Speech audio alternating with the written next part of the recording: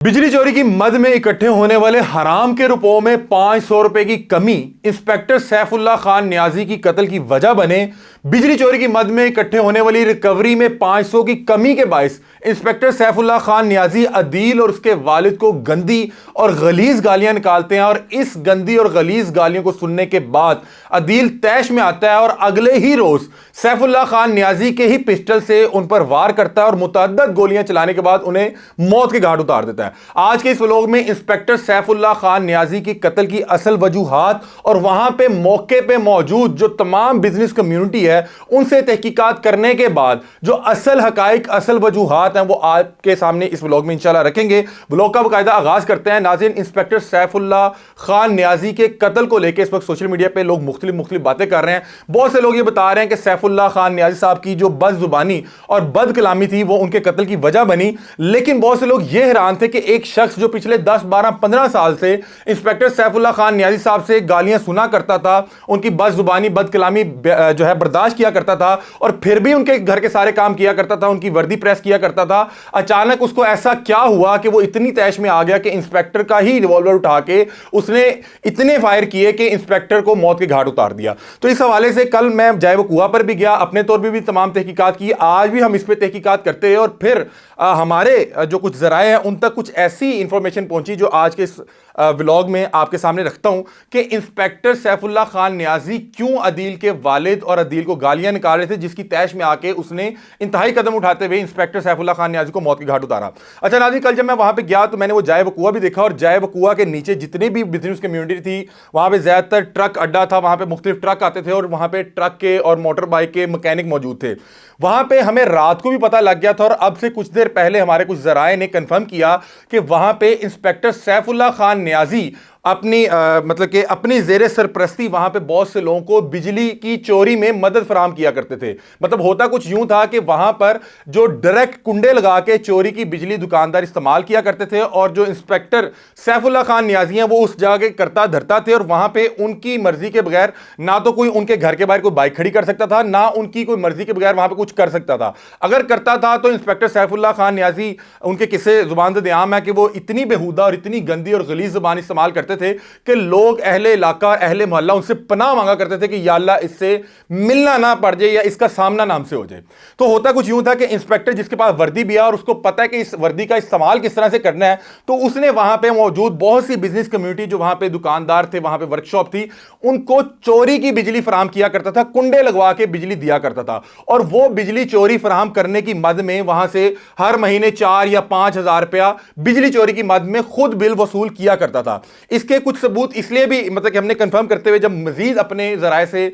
बात की तो उन्होंने बताया कि चंद रोज पहले बाकायदा तौर पे लेस्को की टीम्स यहां पर आती हैं, यहां पर छापा भी पड़ता है और वर्दी पे मलबूस वो शख्स जो इंस्पेक्टर सैफुल्लाह खान नियाजी था वो लेस्को की टीम्स के साथ लड़ भी पड़ता है और अपनी ताकत का बाकायदा इस्तेमाल करता है। और मौके पे जो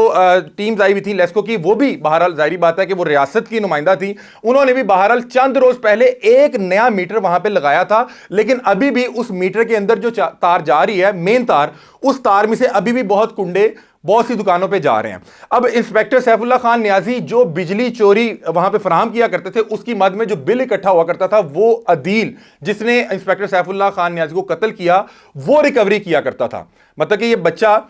पिछले 8-10 साल से सैफुल्लाह खान नियाजी साहब के साथ जो है मुख्तलिफ जो है काम किया करता था, इनके बहुत से घर के काम कर दिया करता था। वो अगर कोई सामान लेके आते तो ऊपर तक छोड़ने जाया करता था, ऊपर से लेके आया करता था, उनकी वर्दी प्रेस किया करता था। और अहले इलाका ने बताया कि ये तमाम तर चीज़ें वो इसलिए करता था कि नीचे जो उसके चाचे की वर्कशॉप मौजूद थी उसने कहा था कि यार इसके काम शाम कर दिया करो, अगर नहीं करेंगे तो हम इसके कहर से कैसे बचेंगे। तो वो बच्चा जब इतने अरसे से इसके काम कर रहा था तो अब वो बाकायदा तौर पर जो बिजली चोरी हो रही थी जो इंस्पेक्टर सैफुल्लाह खान नियाजी साहब करवा रहे थे कि मेरी वर्दी है मैं खुद ही संभाल लूंगा, जब कोई मुझसे मिलने आएगा आपने इस बिजली चोरी के एवज मुझे हर महीने 4 या 5 हजार रुपया इसकी मद में देना है। वो बच्चा रिकवरी किया करता था और ये तमाम तर हराम के रुपए थे जो इकट्ठे किया जाते थे और इंस्पेक्टर साहब तक बाहिफाजत पहुंचाए जाते थे। अब होता कुछ यूं है कि ये वाला एपिसोड चला है जिसमें इंस्पेक्टर सैफुल्लाह खान नियाजी को अदील ने कत्ल किया है, उसकी रंजिश का आगाज कुछ यहां से इस तरह से होता है कि चंद रोज पहले بلکہ یوں کہہ لیں کہ واردات سے ایک روز پہلے عدیل ایک دکان سے 4500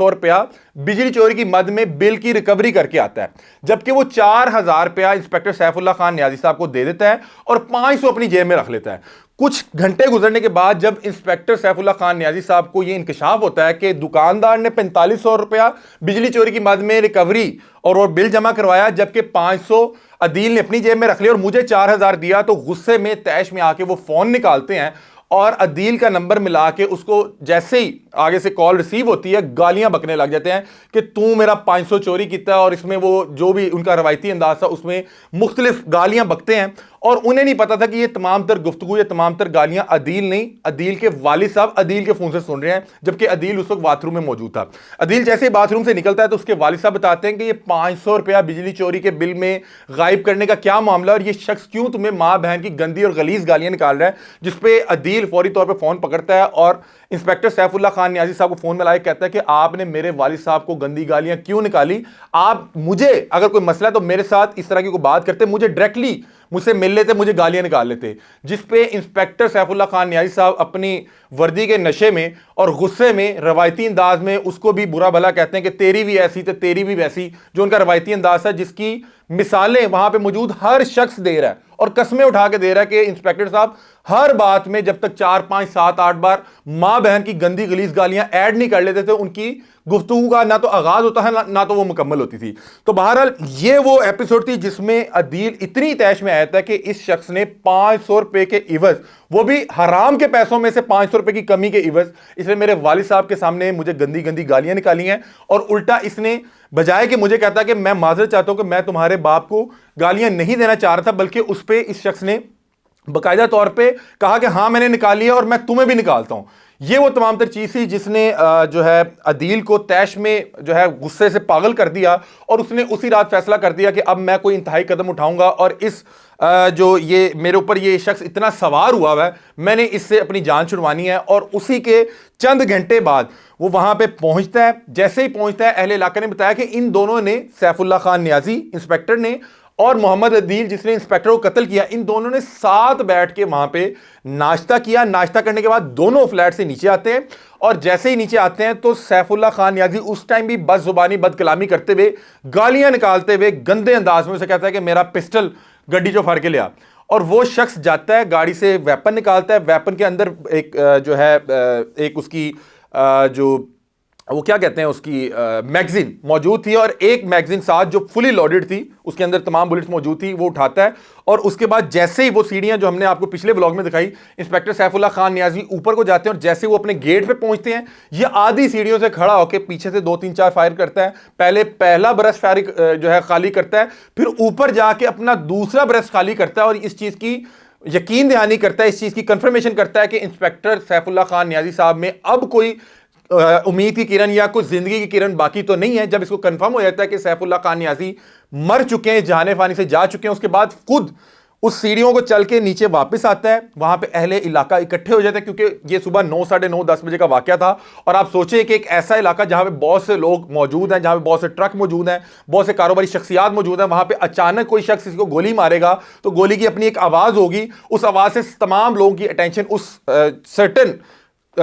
چیز کی طرف جائے گی، اور تمام لوگوں نے دیکھا کہ کس طرح سے اس نے قتل کیا۔ یہ خود نیچے آیا، بڑا اس پر کام تھا، بڑا مطمئن تھا۔ بہت سے لوگوں نے کہا کہ یہاں پہ بہت سے لوگ اسے کہتے رہے کہ تم فرار ہو جاؤ، پولیس آنے والی۔ اس نے کہا میں اب یہاں سے فرار نہیں ہوں گا، اگر میں یہاں سے فرار ہوں گا تو یہ لوگ جا کے میری فیملی کو گھسیٹیں گے، میری فیملی کو ذلیل کریں گے، میرے والد کو، میرے بچوں کو، میری بیوی کو وہاں پہ گھر جا کے تنگ کریں گے۔ اس لیے وہاں پہ بیٹھا رہا۔ باقاعدہ طور پہ بتایا جا رہا ہے کہ خود یا تو اس نے 15 پہ کال کی، بلکہ بتا رہے ہیں کہ سیف اللہ خان نیازی صاحب کے ساتھ ایک وارڈن غالباً ہے، وہ ساتھ رہا کرتے تھے، اس کے حوالے سے، وارڈن صاحب کے حوالے سے تمام احباب نے بتایا کہ بہت ہی شریف النفس آدمی ہے اور بہت ہی اچھے آدمی ہیں، اور جس سے بھی پوری واردات ہوئی وہ فوری طور پہ ڈر کے شاید غالباً باتھ روم میں چھپ گئے، انہیں لگا کہ پتہ نہیں کس نے حملہ کر دیا ہے۔ یہ شخص خود گیا اور پھر وارڈن صاحب کو تمام حقیقت بتائی۔ وارڈن صاحب نے یا اس نے مل کے 15 پہ کال کی، پولیس آئی، اور وہاں پہ جو ڈولفن اہلکاران آئے، اس شخص نے اپنی گرفتاری دی، اور اس نے خود بتایا کہ انسپیکٹر سیف اللہ خان نیازی ہے، اور اس نے مجھے ماں بہن کی اتنی گندیاں گالیاں دیا کرتا تھا، اور یہ سلسلہ اتنے عرصے سے چل رہا تھا کہ میں طیش میں آ کے مجھے کچھ سمجھ نہیں آئی، میں نے اسے قتل کر دیا۔ اور آپ نے دیکھا کہ جس نے وہ انٹرویو دے رہا ہے وہ باقاعدہ طور پہ مطمئن نظر آ رہا ہے، اس کے چہرے پہ کسی قسم کی کوئی پشیمانی موجود نہیں ہے۔ مطلب کہ رات کو جب انسپیکٹر صاحب نے فون کیا, عدیل کے والد کے سامنے گالیاں دی اور عدیل کو گالیاں دی, اس وقت سے لے کے صبح جب تک اس نے قتل کر نہیں دیا, اس کے ذہن میں یہ چیز کلیئر تھی کہ میں نے اب سیف اللہ خان نیازی کو بہرحال زندہ نہیں چھوڑنا ہے. اس لیے وہ مکمل طور پہ مطمئن تھا اور قتل کرنے کے بعد بھی کسی قسم کی کوئی شرمندگی یا پشیمانی نہیں تھی, اور وہاں پہ موقع پر موجود رہا, لوگوں کے کہنے کے باوجود وہاں سے فرار نہیں ہوا. تو اس کے بعد بہرحال اس کو گرفتار کر لیا گیا اور تمام تر چیزیں پھر آہستہ آہستہ سے میڈیا پہ آنے لگی, اور تمام لوگوں نے قسمیں اٹھا کے انسپیکٹر صاحب کے حوالے سے بہت سی چیزیں قسمیں اٹھا کے بتائی کہ انسپیکٹر صاحب کس طرح کے معاملہ تھے. اب یہ جو چیز ہے بجلی چوری اور بجلی چوری کی مد میں اکٹھے ہونے والے پیسوں کی ریکوری میں 500 کی کمی, یہ بہت سے لوگوں نے باقاعدہ طور پہ میڈیا پہ آ کے بھی اس چیز کے حوالے سے بات کی ہے, اور بہت سے لوگ ہمارے ذرائع تک بھی یہ چیز پہنچا رہے ہیں, اور واللہ عالم اللہ تعالیٰ جو ہے اب ان کی مغفرت فرمائے. لیکن انسپیکٹر صاحب کے حوالے سے جتنے بھی لوگ مل رہے ہیں وہ عجیب و غریب بات کر رہے ہیں. بطور مسلمان ہم دعا کرتے ہیں کہ اللہ تعالیٰ انسپیکٹر صاحب کی مغفرت فرمائے. بہرحال یہ اس جو انسیڈنٹ سے لوگوں کو عبرت پکڑنی چاہیے, سیکھنی چاہیے, کیونکہ اس پورے انسیڈنٹ میں ایک نہیں 2 گھر تباہ ہوئے. ایک تو سیف اللہ خان نیازی صاحب, ان کی پوری فیملی ظاہری بات ہے کہ ان کے غم میں مبتلا ہوگی کہ جس طرح سے وہ اس جہان فانی سے گئے. دوسرا ان کے لیے بڑا مشکل ہوگا جس طرح سے لوگ ان کے حوالے سے باتیں قسمیں اٹھا اٹھا کے ان کی بتا رہے ہیں کہ وہ گالیاں دیا کرتے تھے, اس طرح کے ان کے حرکتیں تھیں, اس طرح کے رویے تھے. تیسرا عدیل اور اس کی فیملی بھی تباہ ہوگی ایک طرح سے, کہ عدیل کی اپنی بیوی ہوگی, بچی ہیں, میں غالباً بتا رہے ہیں کہ ایک بیٹی ہے. اب وہ بھی ظاہری بات ہے عدیل کو اس پورے جرم کی سزا تو ملنی ہے, اور اس کے والد اس کے چاچا بھی پریشان ہیں. تو بہرحال آپ دیکھیں کہ کوئی شخص اگر اپنی وردی کا فائدہ اٹھاتے ہوئے فرعون بن جاتا ہے تو وہ اپنے ساتھ بہت سے مختلف لوگوں کو بھی لے ڈوبتا ہے. بہرحال دیکھیں کہ حرام کی کمائی جو ہے وہ کہیں نہ کہیں جا کے اپنا رنگ دکھاتی ہے, اور یہ حرام کی کمائی, اور اس حرام کی کمائی میں 500 روپے کی کمی نے 2 اشخاص کی زندگی تباہ کر کے رکھ دی. بہرحال اللہ تعالیٰ ہم سب کے لیے آسانی والا معاملہ فرمائے, اور ہمیں اس طرح کے واقعات سے عبرت پکڑنی چاہیے کہ اللہ تعالیٰ اگر آپ کو طاقت یا وردی دے تو اس کو اتنے اچھے انداز میں استعمال کریں کہ جب آپ اس جہان فانی سے جائیں تو لاکھوں لوگ آپ کے حق میں گواہیاں دیں کہ شریف آدمی تھا اور اس شخص نے یہاں پہ رہ کے ایک اچھا کام کیا, نہ کہ لوگ آپ کے جانے کے بعد کہیں کہ اچھا ہوا بدبخت آدمی تھا, زبان کا برا تھا اور اس جہان فانی سے چلا گیا. بہرحال ہمیں سوچنا چاہیے کہ اللہ تعالیٰ ہم پہ خاص کرم فرمائے, اور ہم سے جہاں پہ ہم کوئی غلطی کر بھی رہے ہمیں ہدایت دے, تاکہ ہمارے جانے کے بعد بھی لوگ ہمارے حق میں بہتر گواہیاں دیں اور بتائیں کہ یہ ایک اچھا انسان تھا اور شریف النصف انسان تھا. بہرحال یہ تمام تر وہ ایکسکلوسیو خبر تھی, وہ مجھ تک پہنچی اور یہ بڑی کنفرم ذرائع سے پہنچی ہے. ہم نے سوچا آپ کے سامنے رکھیں, آپ لوگ اپنی رائے سے میں آگاہ کیجیے گا. تب تک کے لیے اپنے میزبان علی حمزہ کو دیجیے اجازت. اللہ حافظ.